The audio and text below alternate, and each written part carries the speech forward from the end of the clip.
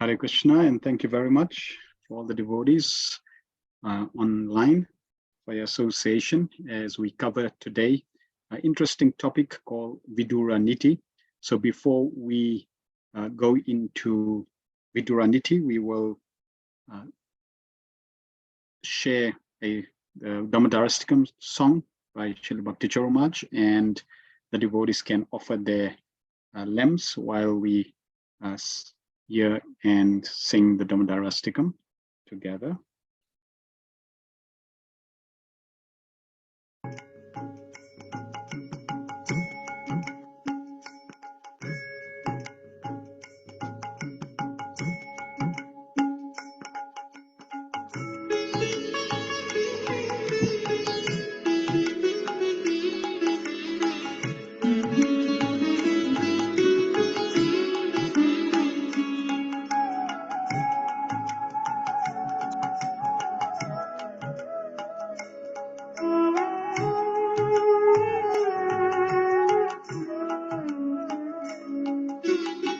Namami Sharamsa Chidananda Rupam Lasat Kundalam Gokule Bhrajamanam Namami Sharamsa Chidananda Rupam Lasat Kundalam Gokule Bhrajamanam Jasoda Bhiyonu Khala Dhavomanam Paramrishtamatan Tato Drutta Gopya Jasoda Bhiyonu Khala Dhavomanam Paramrishtamatan Tato Drutta Gopya Namami Sharamsa Chidananda Rupam Lasat Kundalam Gokule Bhrajamanam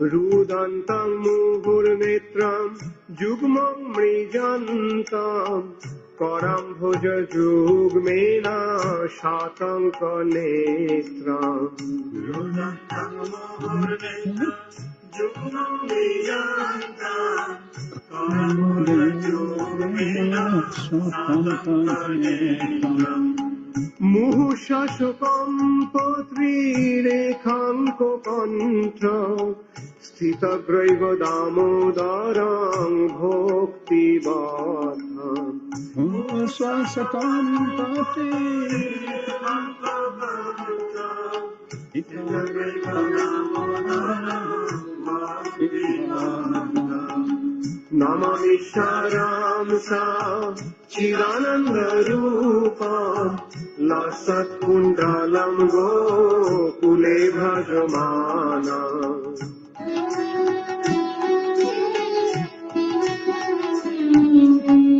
Iti Driksha Lila Bhirananda Kunde Shadhosang Nimajjantam Akhapayantam Iti Swalilade Nananda Kunde Swadhosang Nimajjantam Akhapayantam Tadeshita Geshu Bhaktoirjitattam Puna Prematastam Shatabritti Vande Tadeshita Geshu Bhaktoirjitattam Puna Prematastam Shatabritti Vande Namami Sharamsa Chidananda Rupam Lasat Kundalam Gokule Bhrajamanam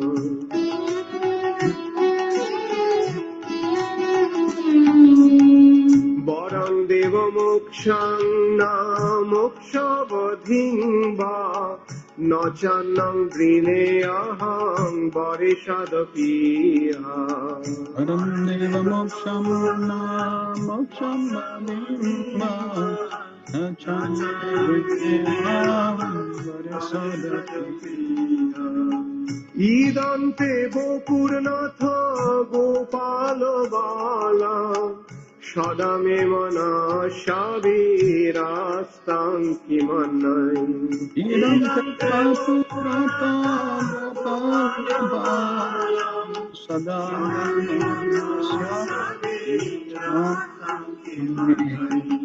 নমামি serum সা চিদানন্দ রূপম লসৎ কুণ্ডলম গোকুলে ভজমানম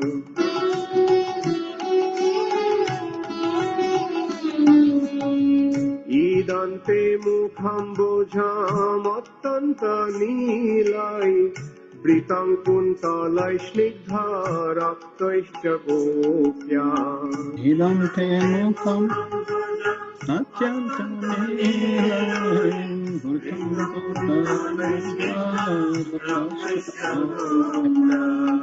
মুহুশ্চুম্বিতং বিম্ব রক্তাধরং মে মনস্য বিরাস্তামলম লক্ষ্য লাভৈ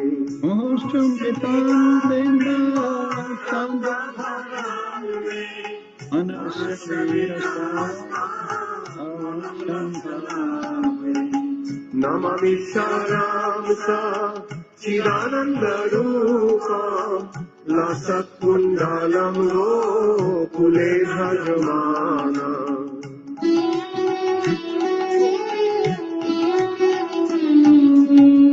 নমো দেব দামোদরায় অনন্ত বিষ্ণু প্রসীদ প্রভু দুঃখ জলাব্ধিমগ্ন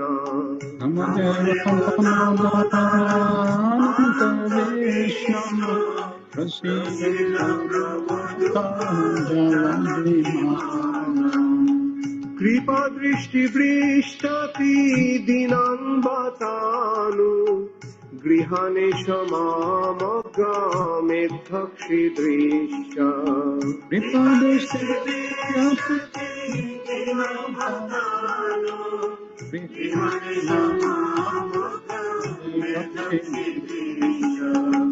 নমামি serum সা চিদানন্দ রূপম লসৎ কুণ্ডলম গোকুলে ভজমানম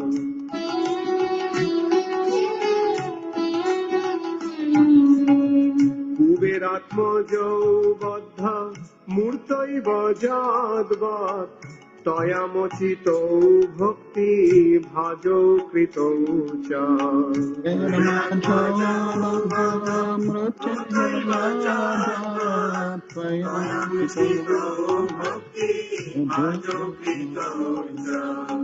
তথা প্রেম ভক্তি সতাং মে প্রযচ্ছ নমোক্ষে গ্রহমেস্তি দামোদরে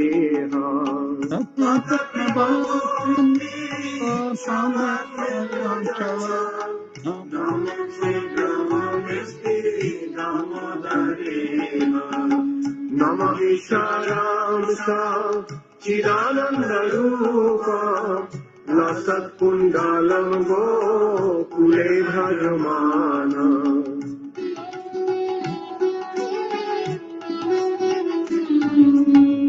নমস্তেস্তু দামনে স্ফুরদীপ্তিধামনে তদীয়োদরায়থ বিশ্বস্য ধামনে নমস্তেস্তু দামনে স্ফুরদীপ্তিধামনে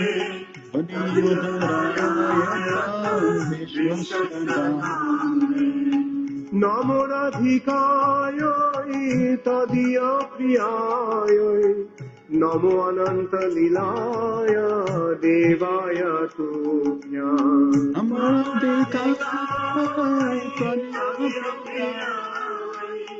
নমো রাধিকায় নমামি serum সা চিদানন্দ রূপম লসৎ কুণ্ডলম গোকুলে ভজমানম নমামি serum সা Chidananda Rupam Lasat Kundalam Gokule Bhagavanam Namami Sharamsa Chidananda Rupam Lasat Kundalam Gokule Bhagavanam.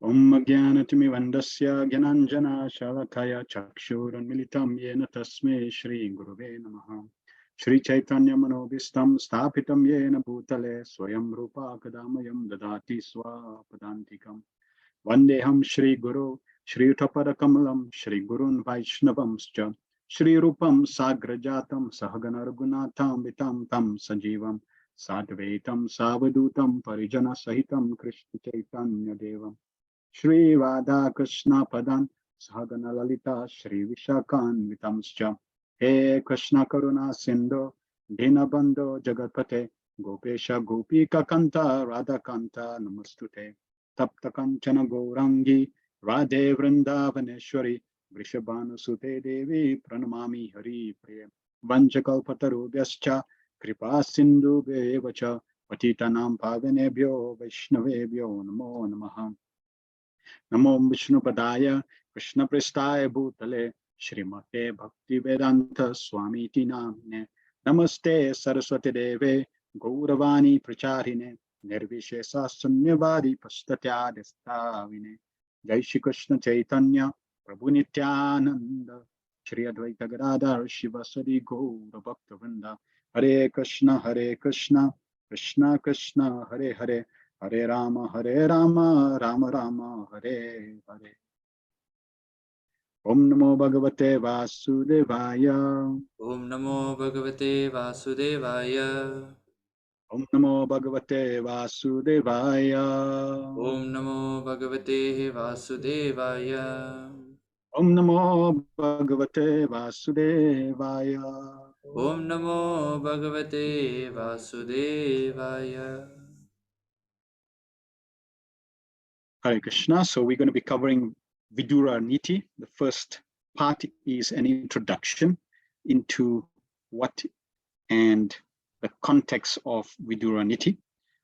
So first, in terms of the Mahabharata, Srila Prabhupada in many places quotes from the Mahabharata, and Mahabharata is a historical event that happened 5,000 years approximately ago, and many of the events in the Mahabharata are very, very instructional.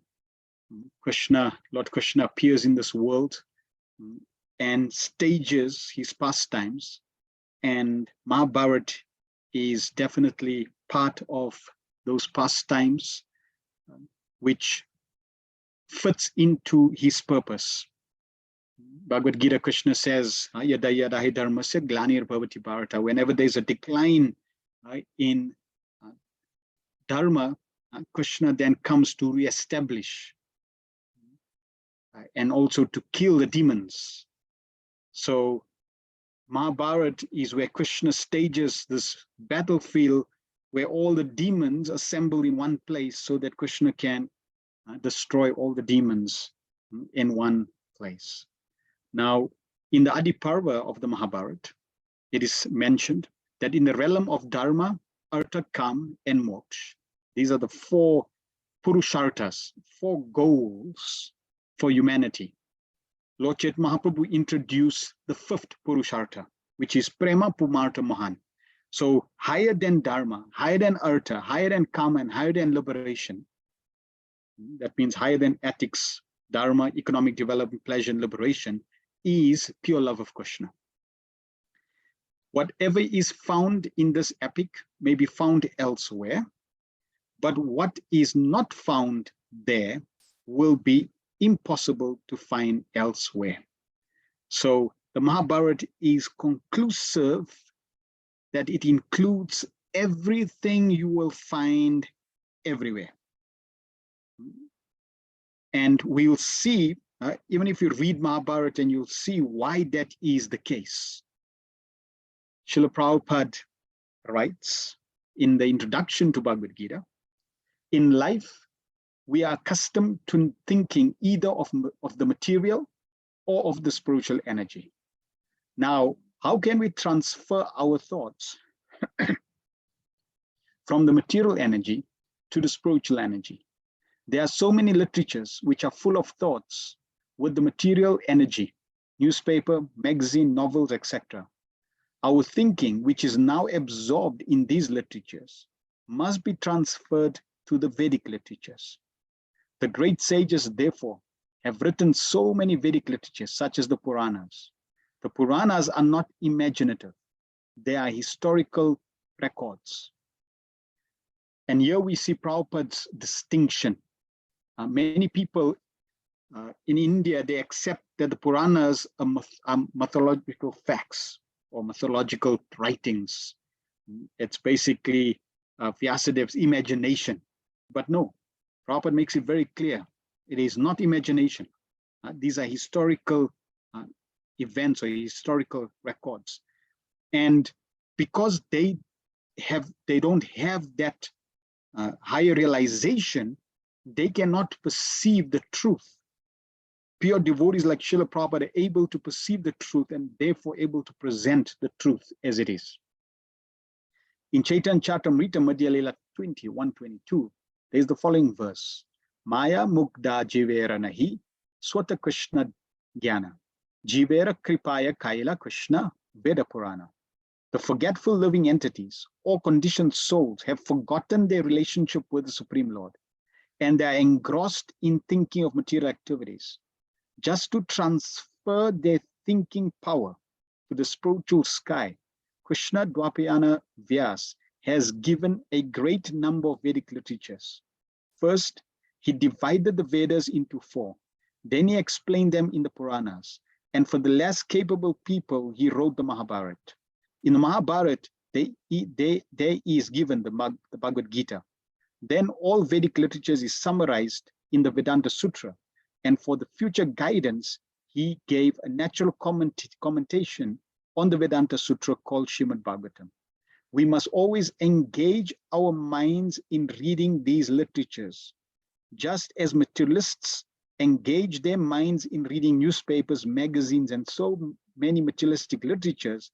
We must transfer our reading to these literatures, which are given to us by Vyasadeva. In that way, it will be possible for us to remember the Supreme Lord at the time of death. That is the only way suggested by the Lord, and he guarantees the result. There is no doubt. Tasmat sarveshu kaleshu mam anusmara yudhyacha mayarpita mano buddhir mam evashyasya asamshaya. Therefore, Arjuna, you should always think of me in the form of Krishna, and at the same time continue prescribed duties of fighting. With your activities dedicated to me and your mind and intelligence fixed on me, you will attain me without doubt. So here Prabhupada is making very clear that Srila Vyasadeva wrote the voluminous Vedas so that we could transfer our thinking from matter to spirit, from mundane thoughts to the Supreme Lord. Srila Prabhupada also gave us over 80 volumes of books so that we could connect to the spiritual energy, to the spiritual environment, to Krishna. That is the objective. So Mahabharata is definitely there for us so that we can remember the Supreme Lord and transfer our consciousness at his lotus feet. In Srimad Bhagavatam 1:428 and 29, Srila Prabhupada writes, no one can understand the import of the Vedas without having undergone a strict disciplinary vow and disciplic succession. The Vedas, the spiritual masters, and sacrificial fire must be worshipped by the desiring candidate. All these intricacies of Vedic knowledge are systematically presented in the Mahabharata for the understanding of the women class, the labor class, and the unqualified members of the Brahmana, the Kshatriyas, or Vaishya families. In this age, the Mahabharata is more essential than the original Vedas. So the original Vedas is very, very philosophically inclined. And it was presented more for the Brahminical class, not for the other branches of society or people in the society.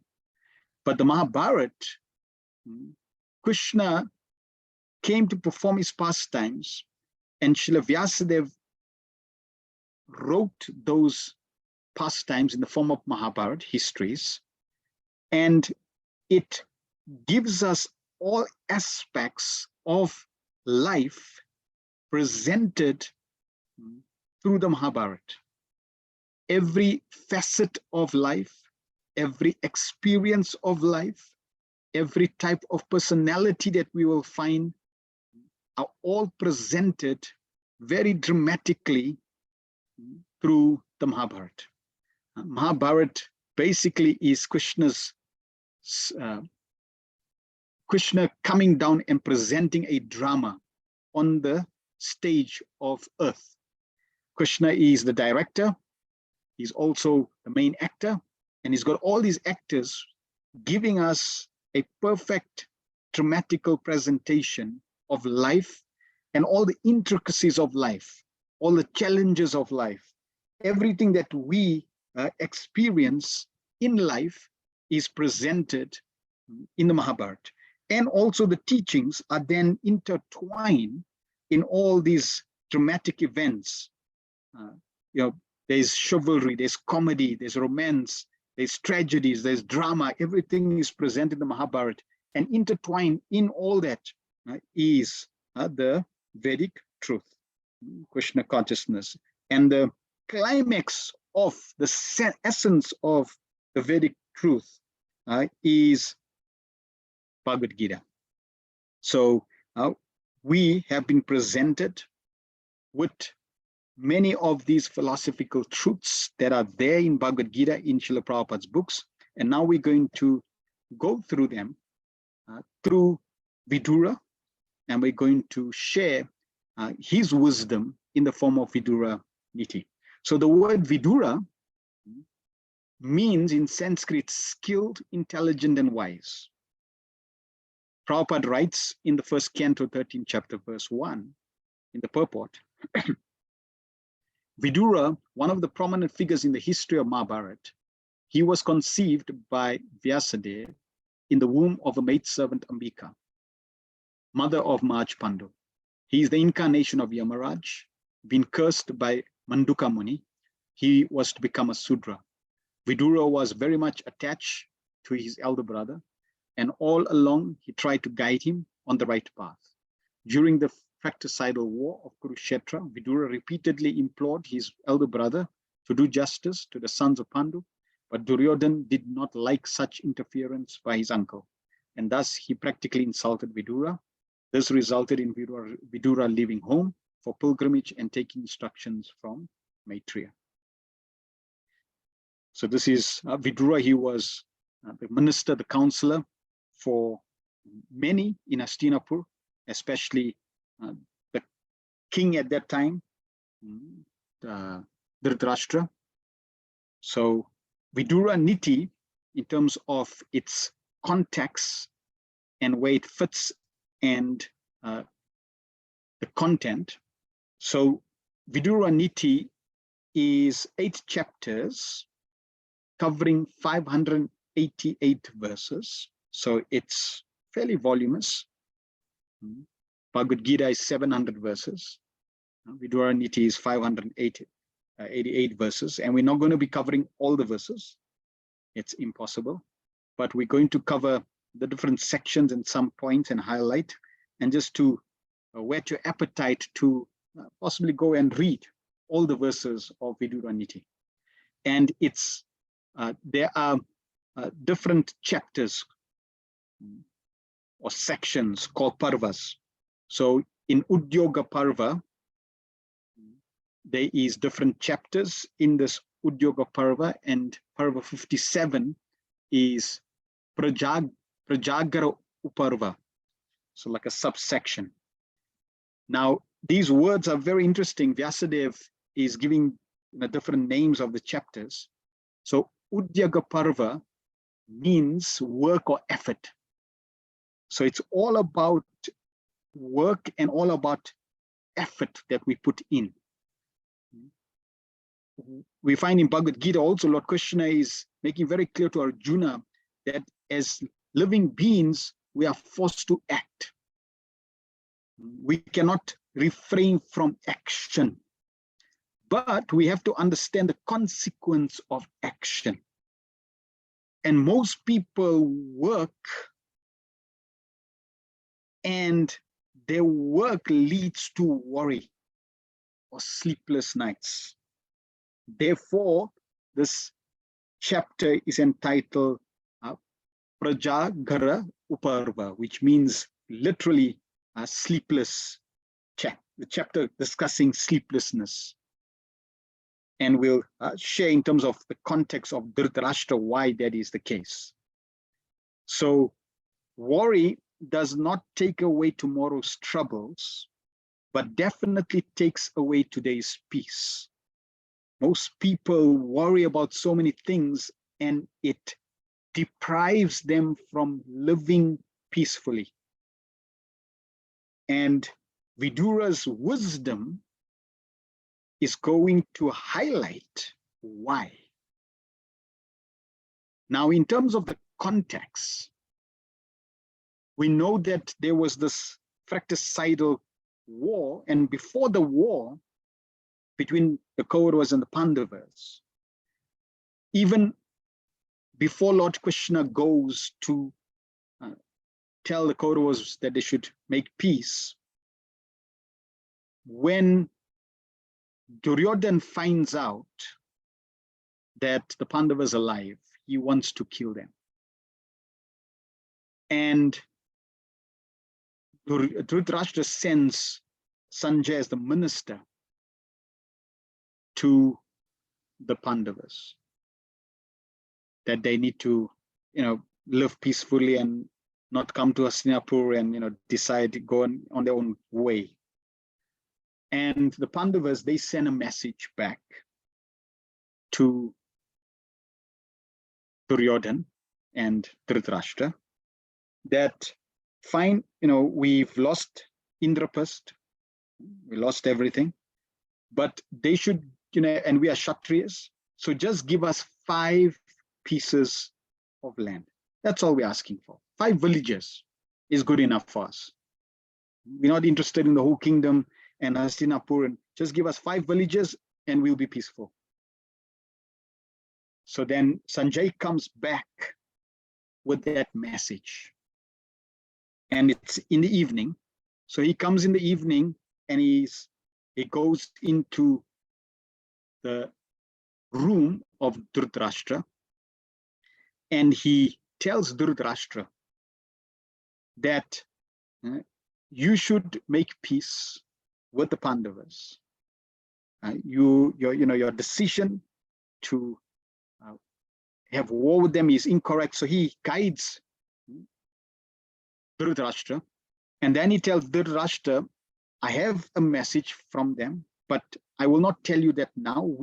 I will tell you that in the court, in the assembly tomorrow. So then Sanjay leaves.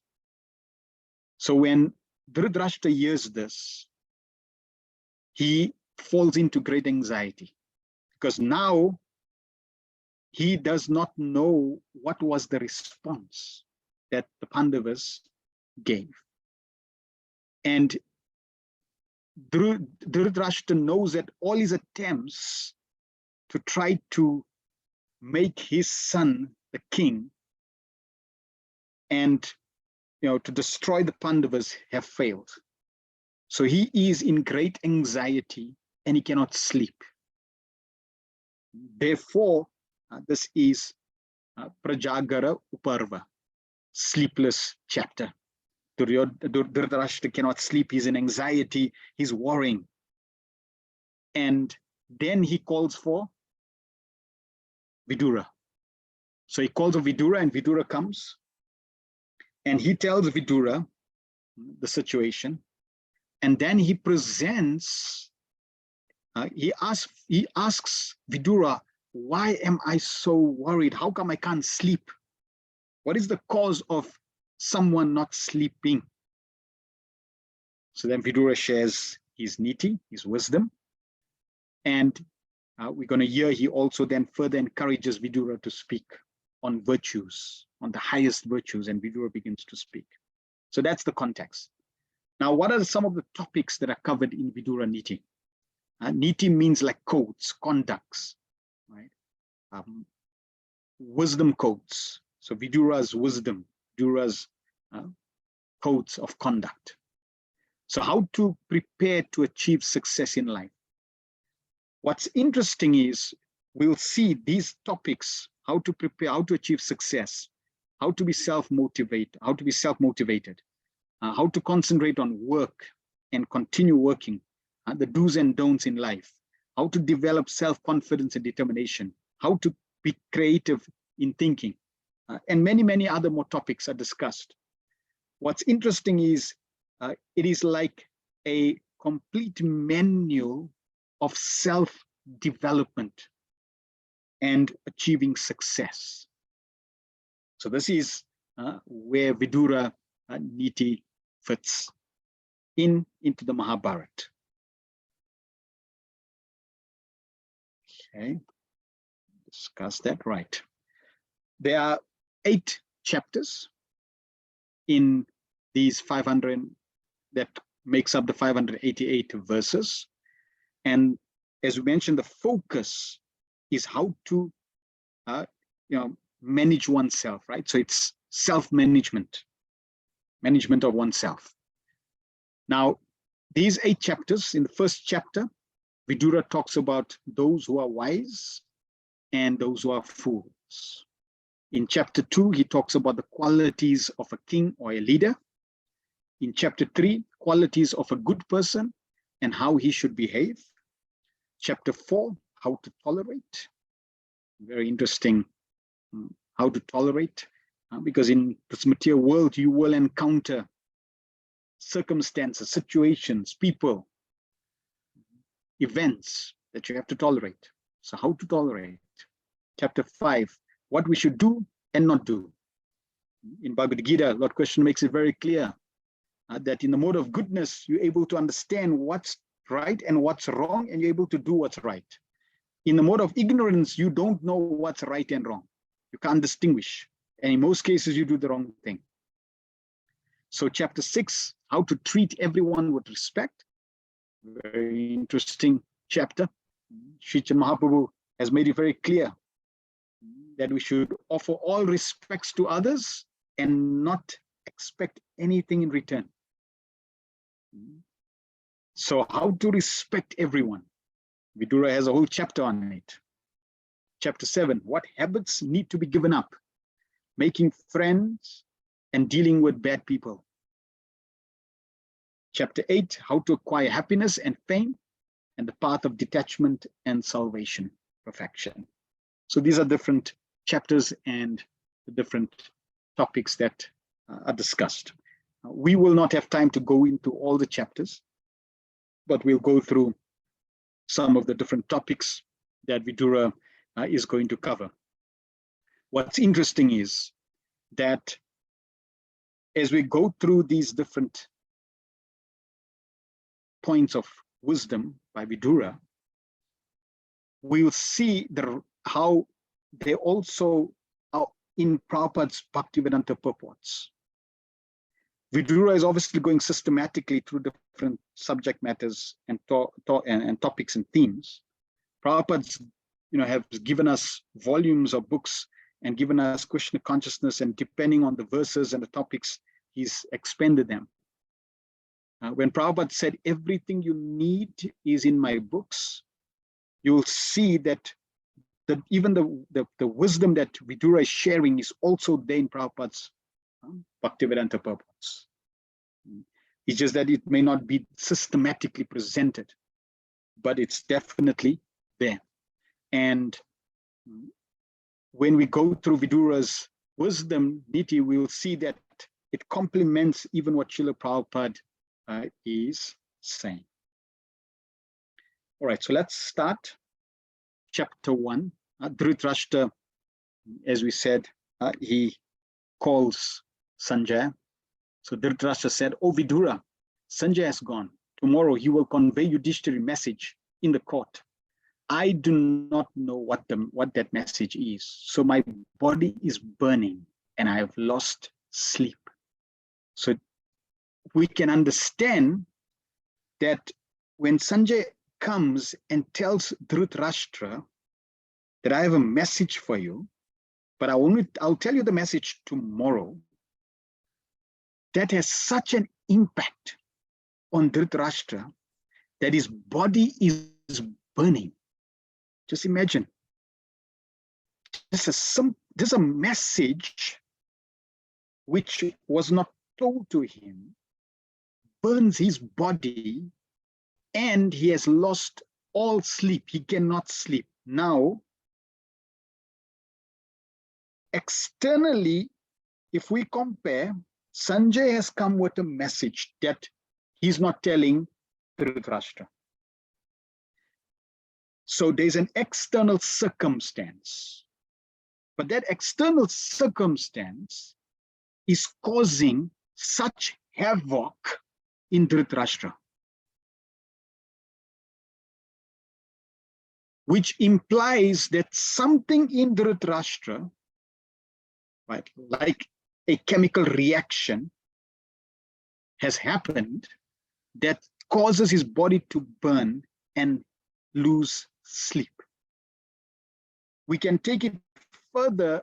It also implies that his mind, his thoughts are disturbed. He's worried, he's agitated, he's restless. So his mind, which is now restless and disturbed, is now causing his body to burn and not have rest, all due to a message. Naturally, because of his behavior, because of his previous thoughts, and because of his previous actions, the particular message which is not being told to him is causing him disturbance, because he has certain expectations. He's thinking of the different consequences. He's worrying, right? He don't know what's going to transpire. He doesn't know what they responded. So all this is causing him anxiety. And he wants to further now understand why from Vidura, because Vidura is very, very intelligent. So he requests, tell me the remedy for one who is sleepless and burning. You are well versed in both Dharma and Artha. And Vidura now responds. Now, all the Vedas are there for us to reflect upon. So when we're going through these verses, we also need to see, are they relevant in my life? Am I experiencing some of these elements? And how applicable are these verses, both in terms of revealing as well as in terms of application to overcome? The Vedas will cover the problem of life and the solution of life. So we're going to hear what causes the problems, whatever the problems are, and we're also going to hear the solution to the problems, okay, in different aspects. So here we're going to be talking first about, why do people have sleepless nights? How come people cannot sleep? And Vidura starts to present. And he says sleeplessness affects a thief. So if somebody steals something, they cannot sleep. You can consider a thief steals, and now he's lying down, and all of a sudden he hears a siren, and there he is up again. A lustful person, one who has lost wealth, failed to achieve success, is weak, and has been attacked by a strong person. So these are the reasons why people cannot sleep. And if you analyze and go further, you'll see that the different qualities related to these different aspects. So for example, a lustful person, overcome by lust. Someone who has lost wealth, fear. Someone who's attacked by a stronger person. You hate the person who is stronger. You envy the person who's stronger. You fear that attack. So you find that lust, anger, the thief who wants to steal, greed. These are all qualities which leads one to act in these different ways that causes sleepless nights. And then Vidura uses sarcasm. So very sarcastically, he says, I hope, O king, that none of these grave calamities have overtaken you. I hope you do not grieve, coveting the wealth of others. Hint, hint, he's telling Dhritarashtra, because they have just taken Indraprastha, they just taken the Pandavas' kingdom, right? Coveting, greed. So we see lust, anger, and greed, Krishna says in Bhagavad Gita, are the three gateways to hell. So Vidura is also presenting the same principles in relation to Dhritarashtra's inquiry. So if we want to have sound sleep, then we should avoid these activities. Now, there are Westerners who study energy and consciousness. And one such person is David R. Hawkins. Now, what's interesting is Vidura is talking about these different activities and circumstances and actions which are related to specific qualities that are mentioned, for example, anger, fear, greed, etc., and which causes worry, sleepless nights. So Dr. Hawkins, what he also did was he was studying energy. And in the field of energy, his writings are talking about how everything in creation is vibrating at certain frequencies. Now, what's interesting is that when he analyzed the different frequencies, and he rated frequencies like from between 0 to 1,000. And what's interesting is he analyzed all different types of emotions, even going in different categories, different processes, different God views, different views of life, right? Emotional states. And here we find the same, just different emotions expanded.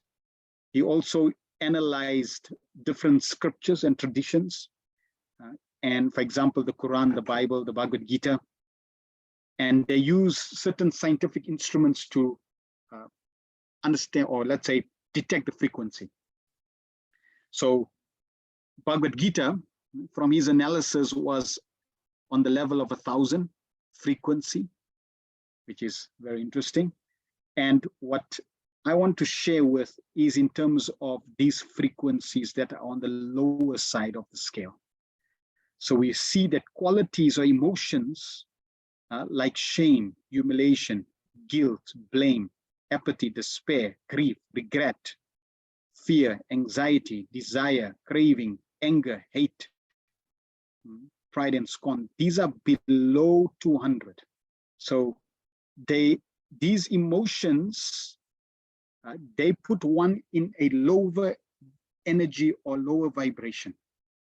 So if you are feeling grief, for example, or anxiety or blame, you find that those emotions allow you to vibrate at a lower frequency, and thus you attract even more of that lower frequency. So we should try to avoid these types of emotions and try to rise above these emotions. Naturally, if we're looking at Krishna consciousness, we're coming to the highest level of peace, joy, and pure love of Krishna. So your vibration on that level is very, very high. And therefore you attract more of those energies or vibrations. So I thought, just in terms of the negative qualities and negative activities that attract unwanted events and unwanted experiences, are actually related in every aspect of our life. Right. Then Dhritarashtra says, I want to hear what are beneficial and ideal higher virtues. You alone are highly regarded as the wisest amongst royal rishis. Vidura, in his discussion with Dhritarashtra, did chastise Dhritarashtra in terms of what he was doing, and that he's acting in the wrong way, listening to Duryodhana, and that he should return Hastinapur back to the Pandavas. So he did give good advice, but Dhritarashtra means one who's rigidly dhrida, fixed, excessively determined, attached to the Rashtra, to the throne. And due to his excessive attachment to his son, Duryodhana, he was blinded even from the wisdom given to him by Vidura. So excessive attachment leads to blindness. Arjuna had the same experience. Krishna explained to Arjuna that because of his excessive attachment, he's not able to see the truth. And Krishna speaks Bhagavad Gita to break that excessive attachment and to present the truth of Krishna consciousness to Arjuna.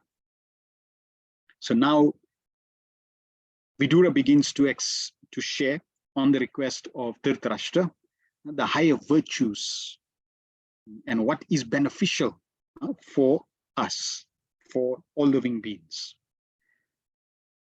And he starts off with, if you see this word in Sanskrit, Atma Gnan, which means he begins to share in this first chapter those who are wise and those who are foolish. And the first verse that he presents in terms of who is called wise, he starts off with the word Atma Gnan, one who knows the self. So in the English translation, he that is not served from the high ends of life by the aid of self-knowledge, exertion, forbearance, and steadiness in virtue is called wise.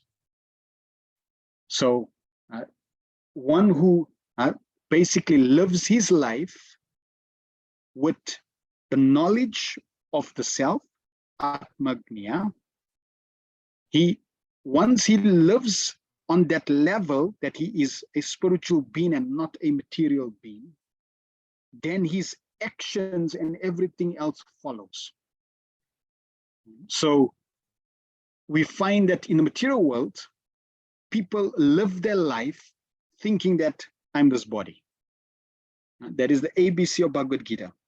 Krishna revealing that we're not these bodies. So someone who's wise, he lives with the knowledge that I'm a spiritual being, and he's got knowledge of that. And as a spiritual being, he will then exert himself, he will work with that understanding.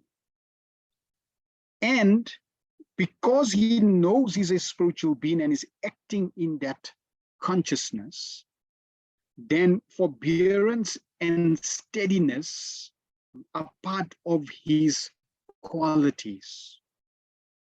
He's able to tolerate, and he's also able to be consistent in terms of the platform of self-knowledge. You find as soon as someone thinks they are this material body, which means they're living on the false platform, then their activities are now going to be incorrectly directed, and they will not be able to sustain the activities and the existence because of a false platform of living. These again are marks of a wise man, namely adherence to acts worthy of praise and rejection of what is blamable, faith and reverence. Those who are wise, they naturally adhere to acts which are conducive for elevation to spiritual life, worthy of praise and rejection. So they're worthy of praise, naturally because of the activities, rejection of what is blamable.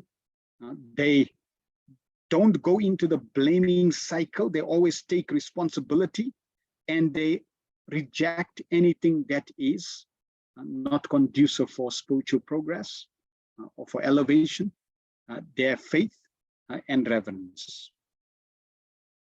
Regularly performing deeds that are praiseworthy and rejections of all that is censurable, a firm conviction in the teachings of the Veda, and generosity are the signs of the wise. So they perform activities and deeds that are praiseworthy. They reject all that is undesirable. So we find in Nectar of Devotion, Nectar of Instruction, Srila Rupa Goswami makes it very clear. The activities that are conducive to spiritual growth and the activities that are detrimental to spiritual growth. So we embrace those things which are favorable, and we reject things which are unfavorable. When we understand that we are spiritual beings, then naturally we want to align everything in relation to that truth. For example, Prabhupada makes the point that all difficulties in this world begins due to the skin disease. That's meaning I'm this body.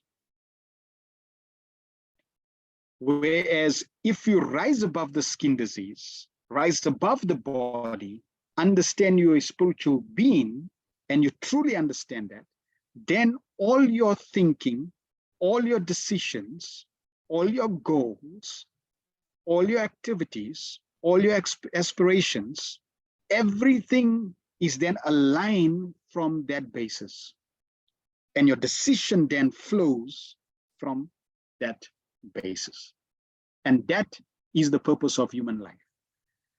We find that Prabhupada always make the point that the four tendencies, eating, sleeping, mating, and defending, is there in all species. But these are animal tendencies. And therefore, human beings should not just engage in these activities, but they need to transcend these activities with a higher level of consciousness called Krishna consciousness. A firm conviction in the teachings of the Vedas. So someone who's wise, he has firm convictions in the knowledge that is given to us by Srila Vyasadeva, in our case, knowledge given to us by Srila Prabhupada. So we have firm conviction. That means our guidance is the Vedas. Now you'll see as we go through these different wisdom the wisdom of Vidura, they're like motivational points. They're like the points that people in the modern circles use, which implies that all the knowledge that is used even by those in the modern circles is there in the Vedas.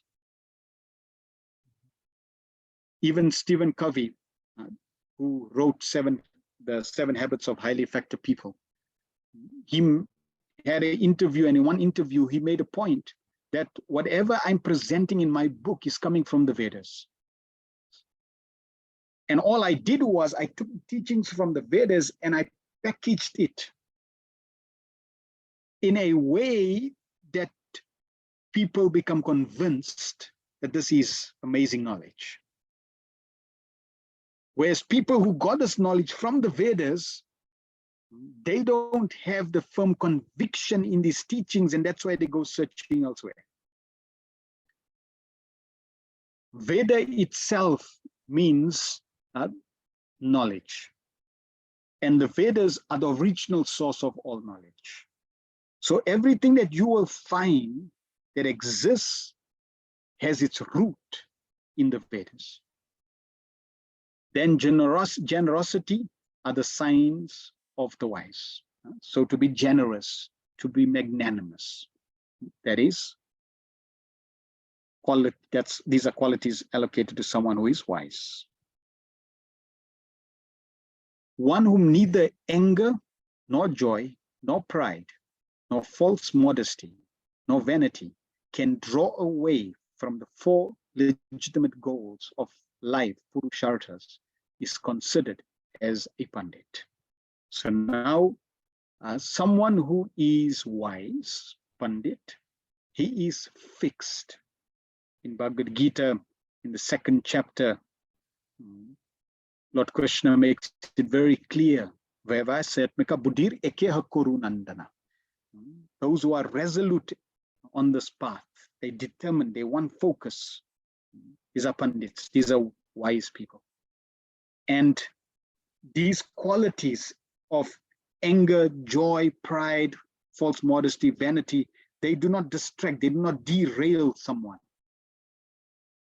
So someone who's wise, he is focused and is determined and is never derailed. Understand that the basis of all this starts off with Atmagnya, knowledge of the self. That is why you find even in Bhagavad Gita, Krishna first focuses on this point. Chapter 2, practically like 30 verses, 20 to 30 verses, establishes this point that you're not this body. You are a spiritual being. So this is where the foundation needs to be laid for everyone, even for youngsters, students. This is the foundation, that you are not this body, because on that foundation, everything else will build. If that foundation is not solid, like building a house,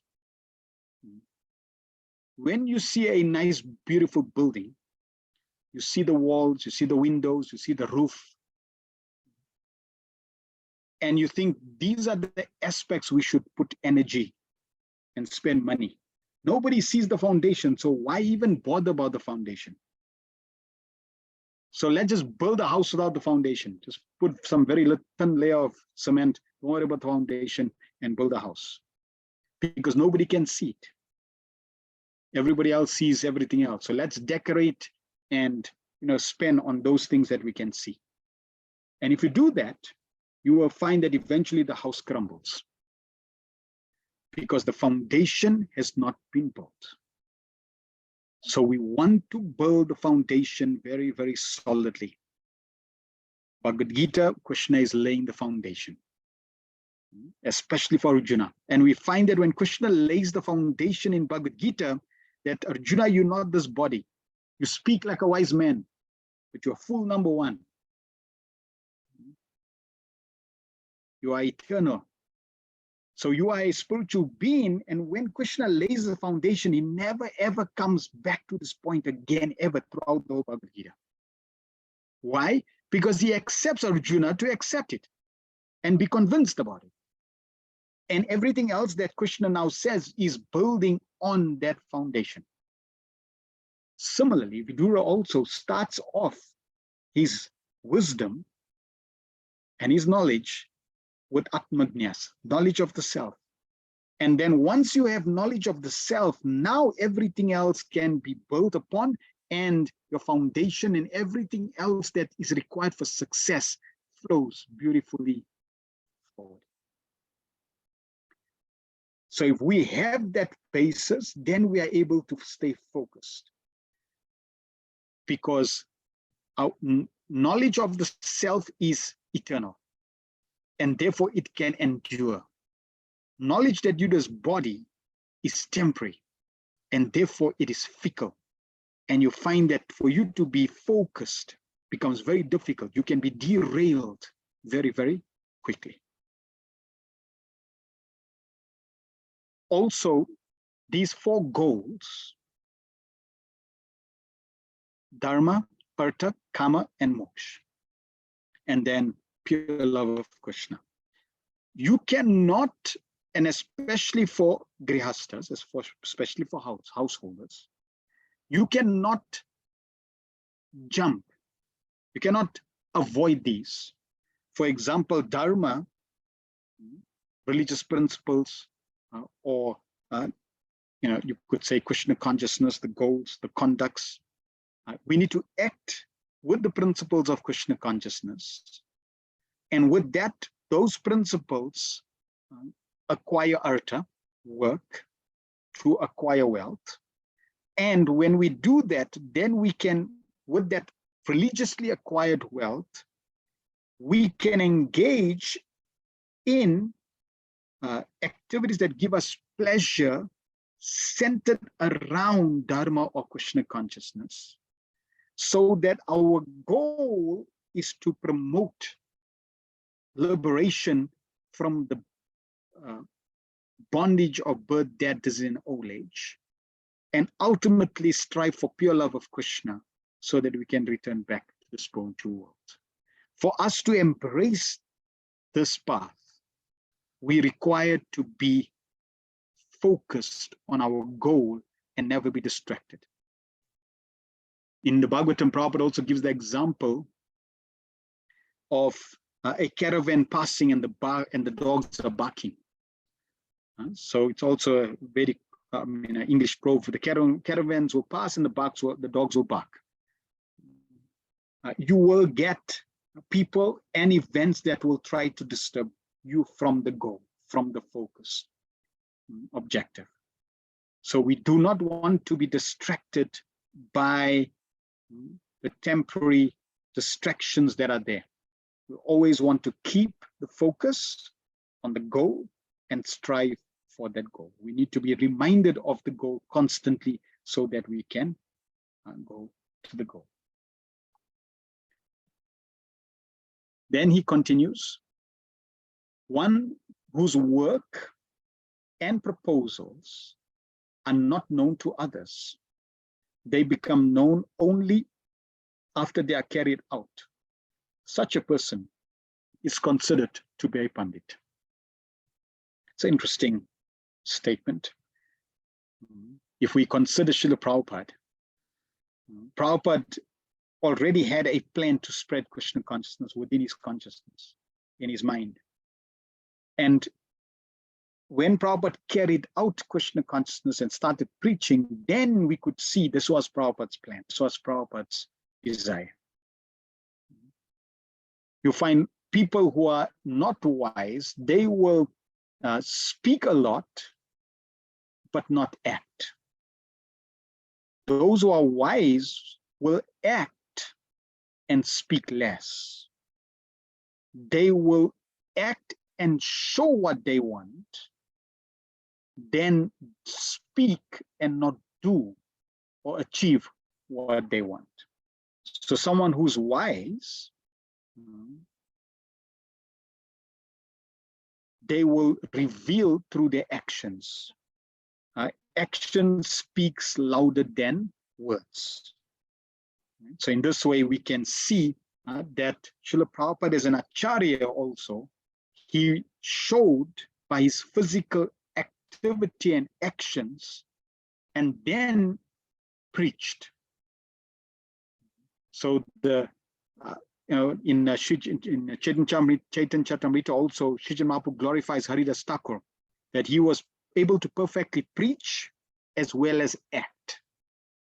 And this combination is very good. Sri Mahaprabhu says some people can preach, but they can't act. Some can act and they cannot preach. Srila Prabhupada did both. But definitely from this statement, it's clear that someone who's wise, if he says somebody is wise, if they share their thoughts, people will not appreciate because they're not on the same frequency. We see many scientists and inventors, they're in this category of where if they say something or they share their invention, it's the engineering facts and what they're sharing may be so beyond people that they cannot appreciate. So they would, let's say, invent something, create something, manifest it, and then share it. And then people can actually see, oh, wow, now I can appreciate and understand.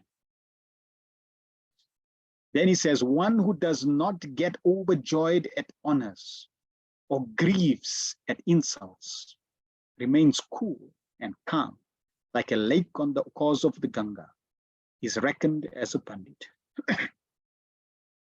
So, sober, samadarsha, one who's dhira, sober, one who's sees. Now, in samadarshan in Bhagavad Gita, Krishna also gives this point of someone who's a pandita, someone who's samadarshan. They not only we're talking about, let's say, emotions like your honor and insults, but even material things, material elements. So, for example, gold and stone.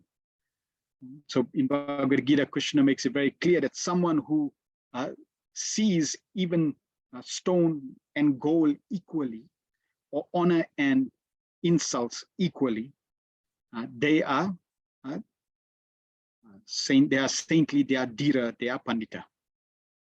So we don't want to be overjoyed, and we don't want to be grieved when these dualities of emotions are presented to us. We want to stay calm and cool so that we can proceed. So we find that these agitating events, if we succumb to them, they would disturb the mind and consciousness. And if the mind and consciousness is disturbed, it disturbs our thinking. When our thinking disturbs, it disturbs our activities and action. If our actions are disturbed, it disturbs our goals. And if our goals are disturbed, our destination is impacted. So therefore, we want to be sober, we want to be cool, we want to be calm, and not be disturbed when these things come, because these things are part of the material nature. Material nature is duality. It consists of hot and cold, winter and summer, right? And these different dualities, Krishna says, we have to tolerate. Matra spashastu kontya shitoshna sukha dukkha. We have to tolerate. So we don't want to be moved by these dualities, but we want to be peaceful and continue cool and calm. That is a pandita. Then he says another quality of those who are wise.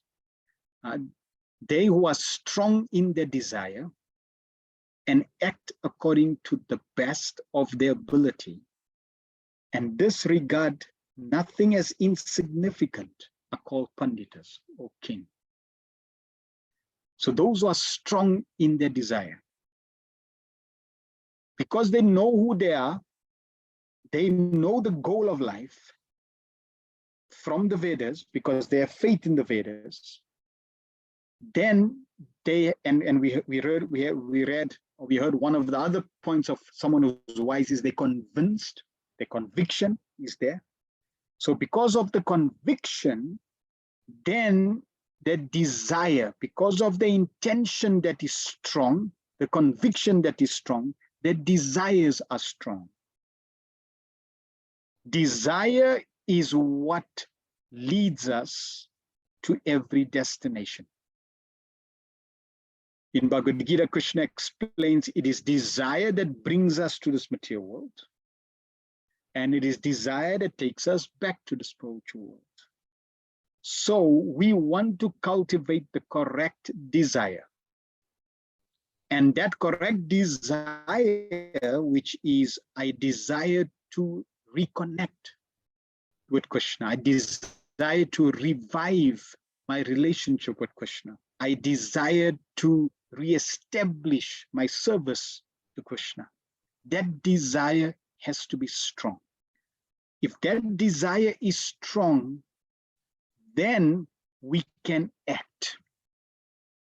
So desire, aspiration is related to the intention one has, right? So intention, aspiration is about the future. I'm looking forward to going back to the spiritual world. I'm looking forward to reviving my relationship with Krishna. That needs to be strong. So if the intention and aspiration is strong, that's the desire that I desired outcome, then I can focus. So my attention, my focus is on the present. If I have strong intention, I have strong attention and focus. And when I focus on the present, I act according to the best of my ability. Srila Prabhupada often told his disciples that we need to have strong desire.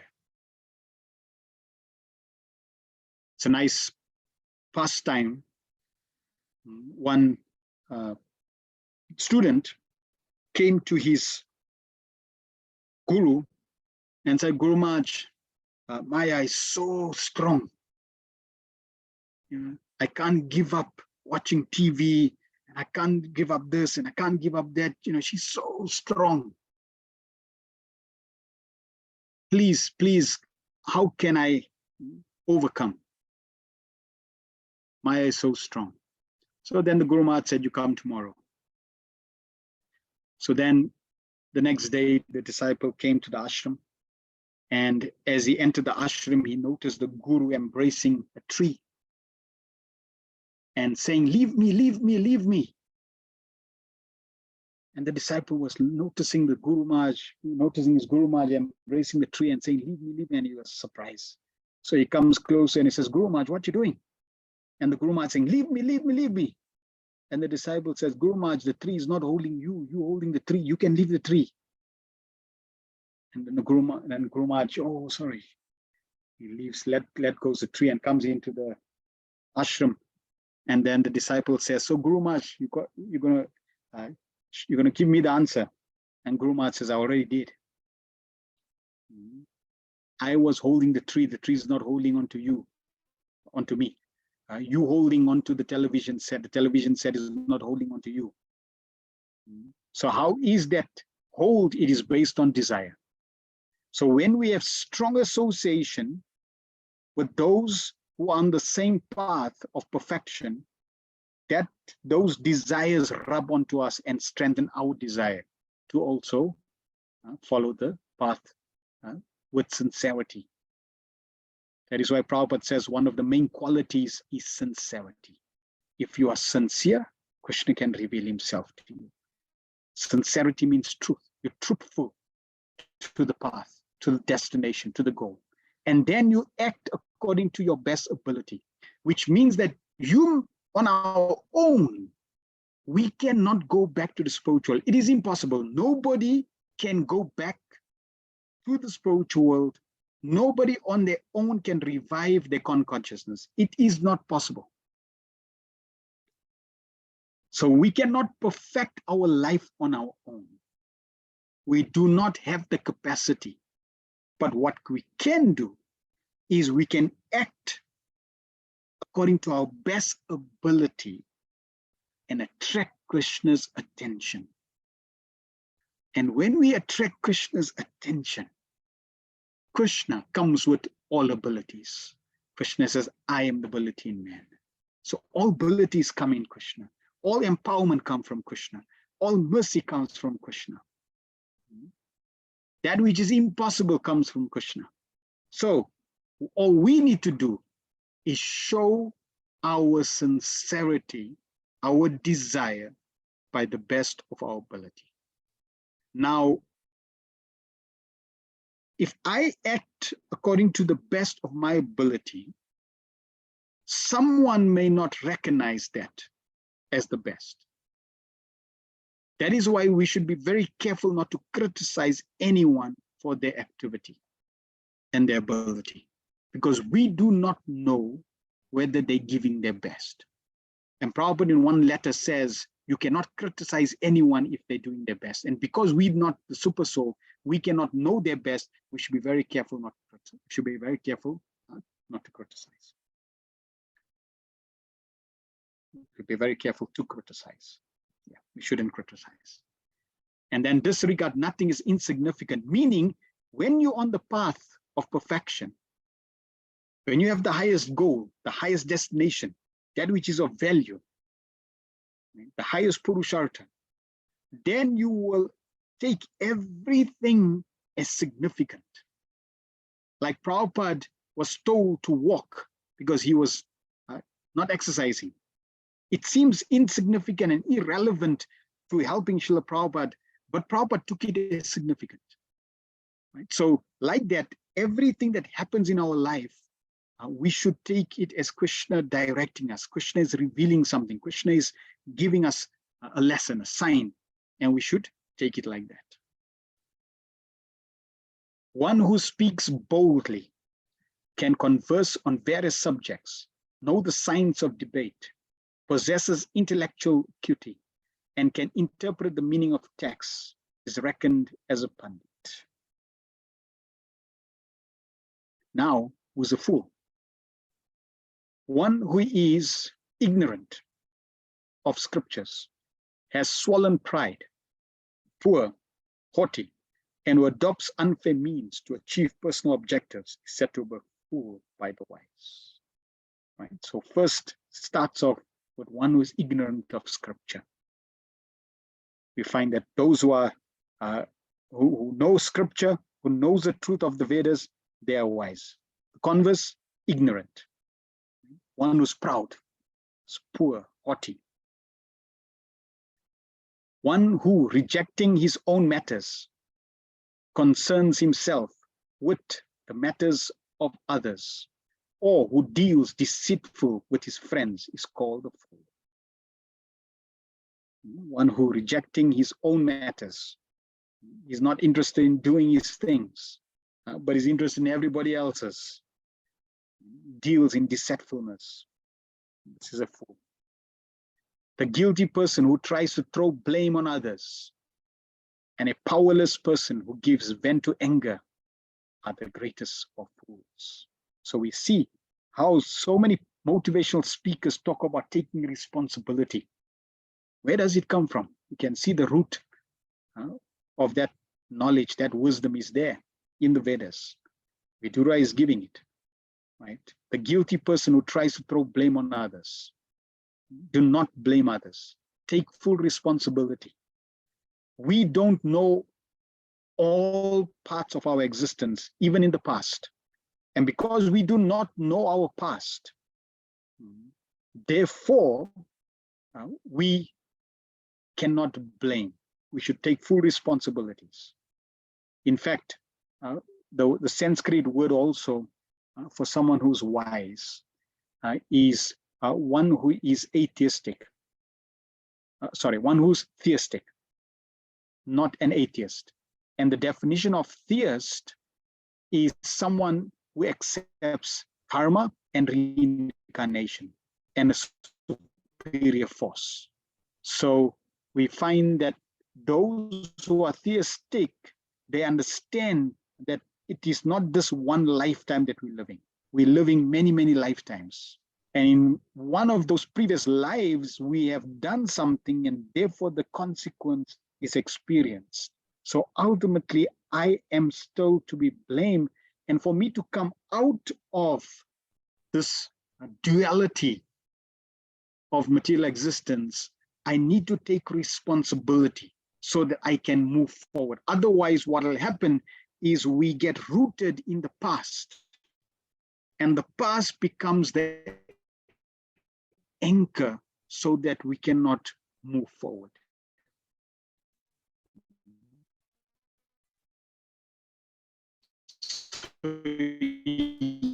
Yes, that caused you to be in a situation, right? And that may be so, but you still want to take responsibility of your own life so that you can come out of that circumstance and grow going forward. Then anger. We know the danger of anger. Now, Vidura talks about prosperity. So we find, especially as Grihasthas, we want to become prosperous.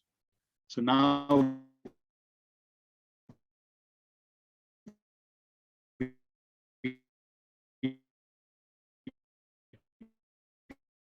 Vidura is going to be 7 means for encompass these traits to become prosperous: self-confidence, tranquility, discipline, purity, compassion, absence of harsh speech, and do not injure friends.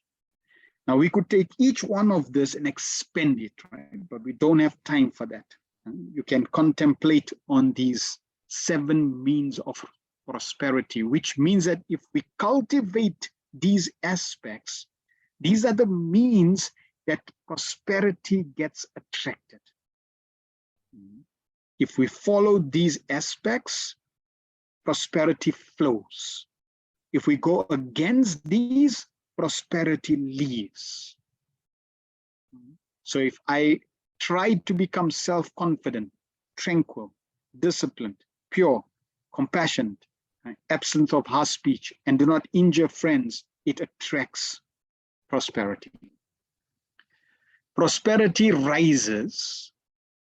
So that was attraction, how I can attract prosperity.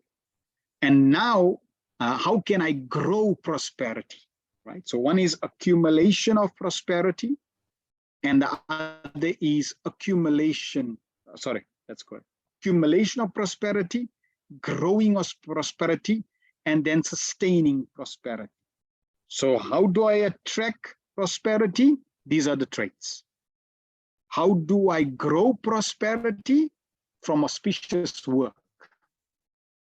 Grows in consequence of activity. So it rises, auspicious activity. It grows due to consequence of activity. That means you act. That's how you can also increase prosperity. Drives its roots deep in consequence of skill. So the more skilled you are, the more prosperous you can become. Increase your skills to increase prosperity. And acquires stability due to good management. You attract wealth, prosperity. You then, through auspicious work, that means adding value to others. So if you add value to others, and by activity, right? You can't have a thought, okay, I'm going to help people. I'm going to solve a problem. You find in material circles, they talk about if you want to have a good business, then all you need is a good problem to solve.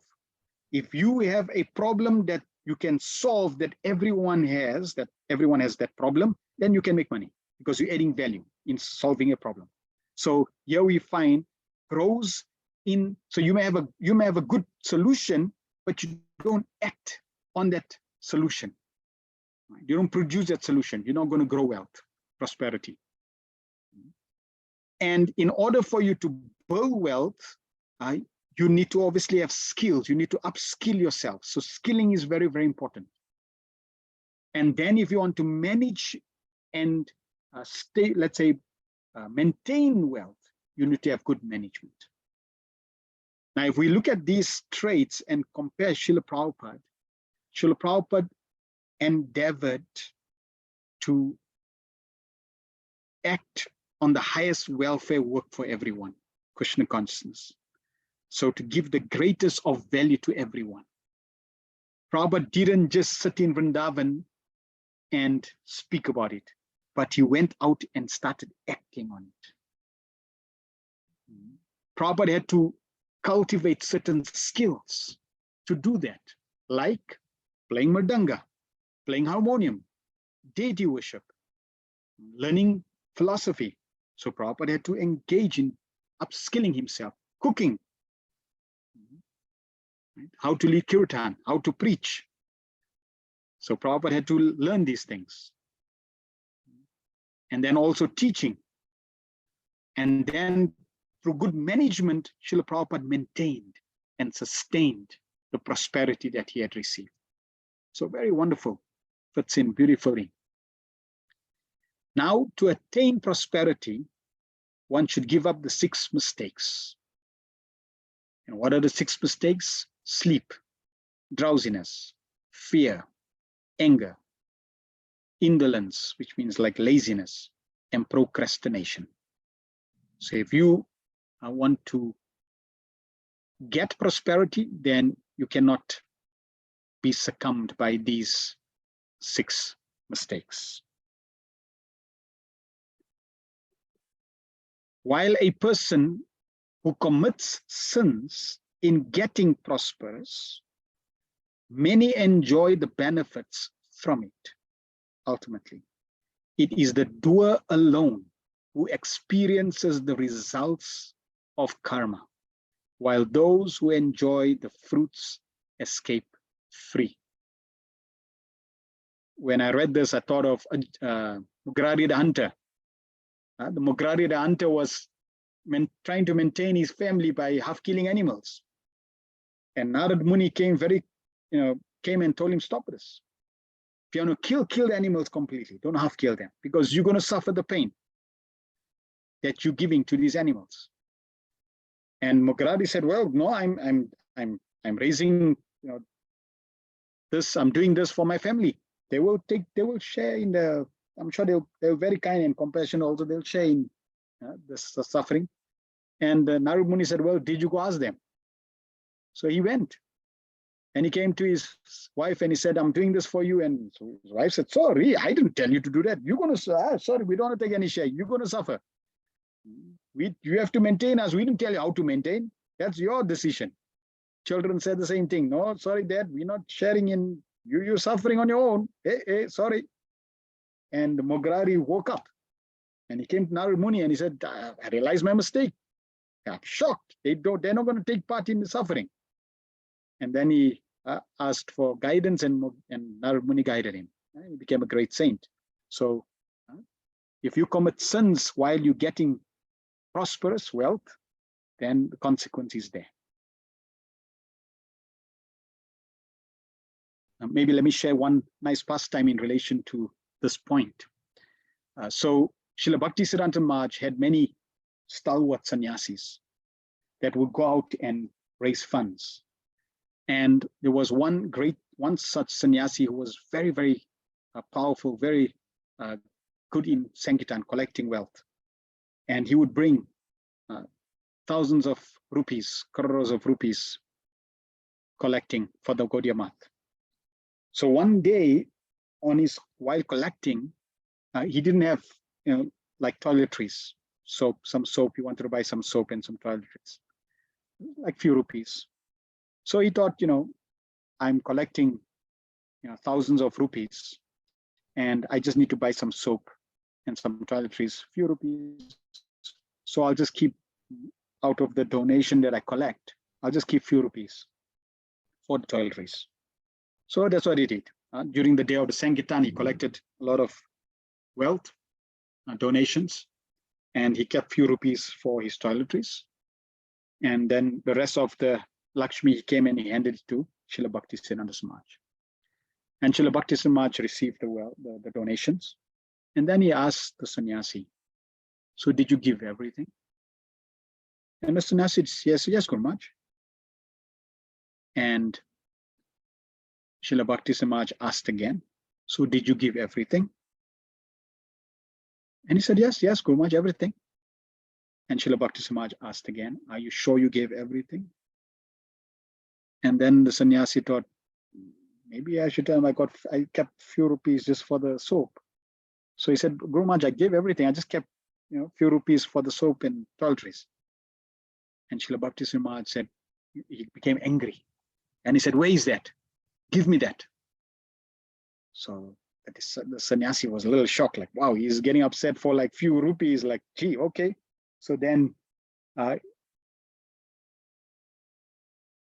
Mukundara said, just clarification, was Mugrari or Ratnakar, who later became Valmiki, who was asked his family whether they would share in these karmas? No, so that's also different. Mugrari, the hunter, is different, and Ratnakar is also different. Ratnakar became Valmiki. Mugrari is from the Bhagavatam. So then Srila Bhaktisiddhanta Maharaj chastised him, and he thought, wow, Guru Maharaj. So he took the 4 rupees and he gave Srila Bhaktisiddhanta Maharaj the few rupees. Srila Bhaktisiddhanta Maharaj received the few rupees in his hands and then gave the few rupees back into the disciples' hands and said, now you can take. And then Srila Bhaktisiddhanta Maharaj made a very profound point. He said, I can digest, you cannot. Meaning that when you're going and even collecting donations, the donations that you get come with some karma. Because the people who are donating, they're not all pure devotees of the Lord. And they may be engaged in karmic reaction and even sinful reaction, and then they may be giving you the donation. And here, even few rupees, Srila Bhaktisiddhanta Maharaj said, I can digest, you cannot digest. Therefore, we give everything to Srila Prabhupada, we give everything to Srila Bhaktisiddhanta Maharaj, and they can digest it, purify it, and engage it in Krishna service, and give it to us, that becomes pure. So that was the point here. What is happiness? So now, a famous topic of happiness. Everybody wants to be happy. So we covered those who are wise and foolish. Then we covered. So in terms of happiness, what is happiness? What comprises of happiness? Vidura says health. First thing, health, freedom from debt, living in one's own home, companionship with good people, self-sufficient employment, and living without fear. These 6 comprise human happiness. So just see how limited people's understanding is of happiness. People just think that if I acquire more money, I'll be happy. But here we find Vidura is making very clear 6 aspects of happiness. First, health. First and foremost, even Srila Prabhupada said, out of the 3, health, service, and sadhana. Sorry, other way around. Health, sadhana, and service. Most important is health, because without health, you can't do good sadhana. Without good sadhana, you can't do good service. So health, number 1. Most people, they work so hard, sacrificing their health to get wealth, and eventually using that wealth to pay for their health. Not intelligent. Health is very, very important. Then freedom from debt. Chanaka Pandit says, debt, disease, and fire need to be extinguished as soon as possible. Living in one's own home. I get the comfort of having one's own home. The energy that's there. Companionship with good people, good association, very, very important. self-sufficient employment, living without fear. These 6 comprise of human happiness. If we can embrace these 6, we will be very happy. Then how to be always happy? One who does not meaninglessly live away from home, make friends with nefarious people, commit adultery, show arrogance, and steal, or ungrateful, or drink liquor, is always happy. So this is how we can maintain happiness. And that brings us to the end of today's session in terms of Vidura Nitti. So I'd like to ask all the devotees if they can share their camera, and also if you have any questions on what we spoke about.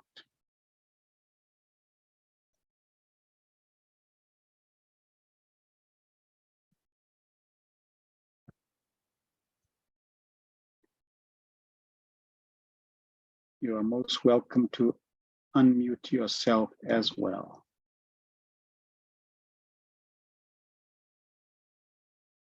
Mukund, what did you find about that? You were curious. Makes we put things in perspective now, like where Vidura fits in, what Niti means, and where it fits. Oh, there goes load shedding.